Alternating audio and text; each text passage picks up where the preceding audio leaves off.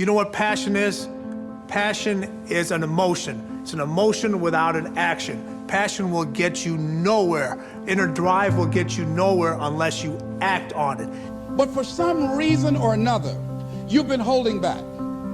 For some reason or another, you just have not been able to gather your nerves or be able to work through the procrastinating or putting it off or justifying or blaming. Some reason or another, you just haven't done it.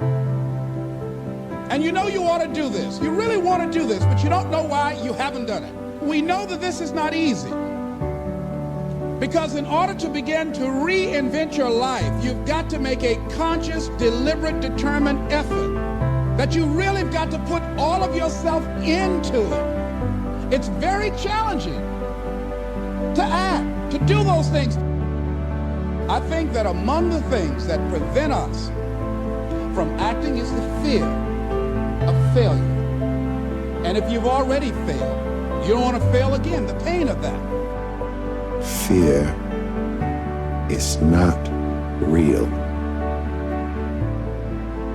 The only place that fear can exist is in our thoughts of the future. It is a product of our imagination, causing us to fear things that do not at present and may not ever exist. That is near insanity, Qatar. But do not misunderstand me. Danger is very real, but fear is a choice. You have to act on your passion. You have to act on your inner drive. Don't let those feelings stay inside of you. You gotta know what to do with them. You gotta know how to make them work in order to get what you want. Don't keep it inside. Prayer is great. Contemplation is great. But if you don't take action, all the rest is wasted. You have to actually show up every day and inch yourself forward toward these dreams. And not only show up every day and once in a while inch yourself, I mean every day you have to actually take an action that moves you forward. Not just research, not just thinking. Look, the power of an intention is great, but without any initiative, it's dead, right? A dream is great, but without any movement, it's dead. You have to be moving towards every day. Keep every single day momentum going. And if you don't do that, there's no change. If you find your passion, you're gonna have this tremendous energy. It's sustainable energy. But momentum requires you always do the next thing to keep the momentum going. And the reason you get yourself in a passionate place is so that you change your life, and the only thing that changes your life is making a decision. So while you're in this passionate state, that's where you make decisions. Most people don't use their imagination constructively. Most people use their imagination destructively. They imagine what they don't want. We've got to consciously and deliberately imagine what we do want. If we will take and sit down with a pen and ask ourselves, what do I really want? What do I really want? And write it down. And then make a written description of it in the present tense. Writing causes thinking. Thinking creates an image. And you get these images going, you're building a vision in your mind. It's the visionaries that's changed the world. Think of that. The fact that I can sit and look into this camera, and you can sit and look at me on your phone, or on your TV, or on your laptop.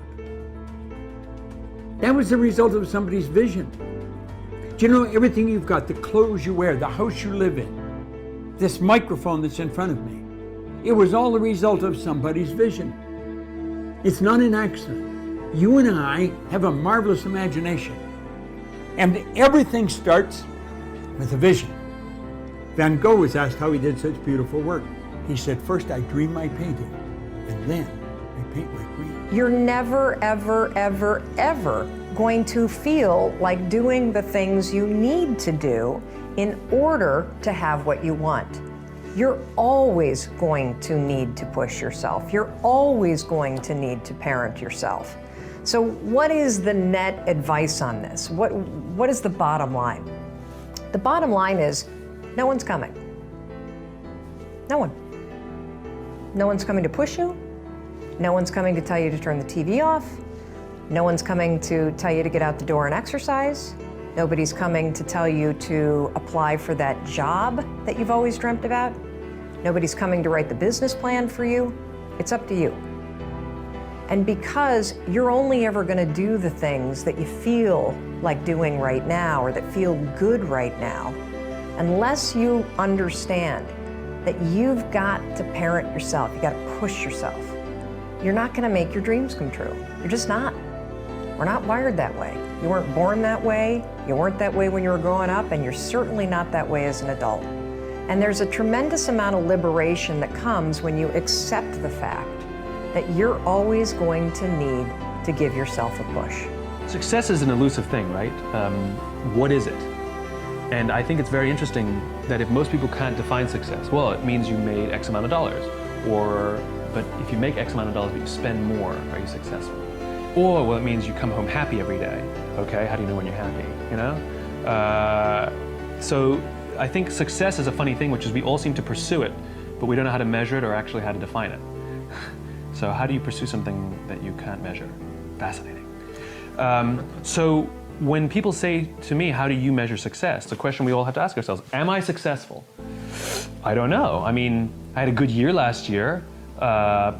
And what does that mean? Does that mean I made a lot of money? Does that mean I was really happy? Oh, I'll let you decide, right? Maybe neither, maybe both.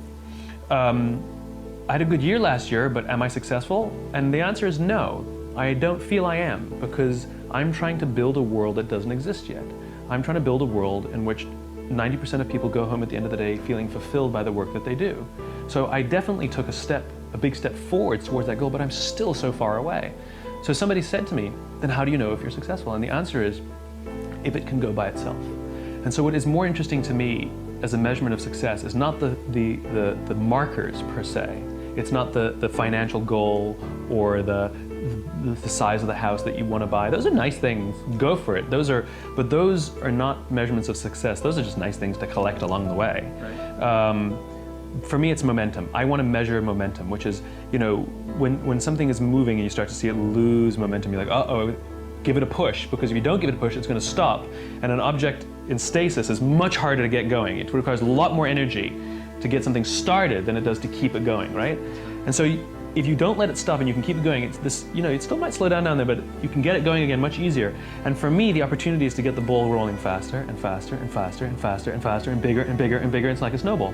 And my responsibility is, because it's not rolling downhill yet, it's not on automatic yet, I need to still keep it going to find that critical mass where it can go, and at the point it can go by itself without me, then I will find something else to do. And that may not happen in my lifetime. I think we must all stop measuring promotions, salaries, and these things, but rather measure the momentum of your career. Does my career have momentum? Can I see it moving in the right direction? Can I see it gathering moss? You know, can I see that it's becoming easier for me to keep the momentum? It's becoming easier for me to grow the size of this thing. It's requiring less effort. That's the thing we need to measure. Yeah. That's the thing that we need to be cognizant of, which is the momentum of our careers, not just the markers that we think define our success. Being thoughtful about the future is amazing, but not letting it cripple you is the key.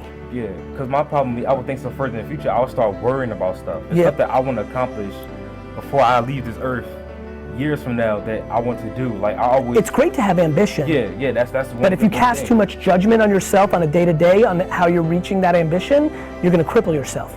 The fact that you understand that that is your perspective means you're on the cusp of fixing it. Only thing that I've ever seen really work in this scenario, where your DNA and your experiences has made you look half glass full, pessimistic versus optimistically blind, is to fundamentally surround yourself with optimistic people. You got to cut out pessimistic and negativity, and you got to add on optimism and positivity. It's as simple as that. You guys should be looking around at each other and whoever else isn't here, and like in order, who's the most optimistic, and there's a real fine line between delusion and optimism. I'm gonna be in the league, but they're not even practicing. So that's delusion. I'm gonna be in the league, and maybe you don't see it, but you see them at least doing free throws 5 a.m. to 6 a.m. every morning before they go on the bus. You know, at least he's trying. And the more difficult your circumstances are, the more likely you're around pessimism. My number one piece of advice of leaving here is whoever the most optimistic person is here, become more friendly with them. Straight up.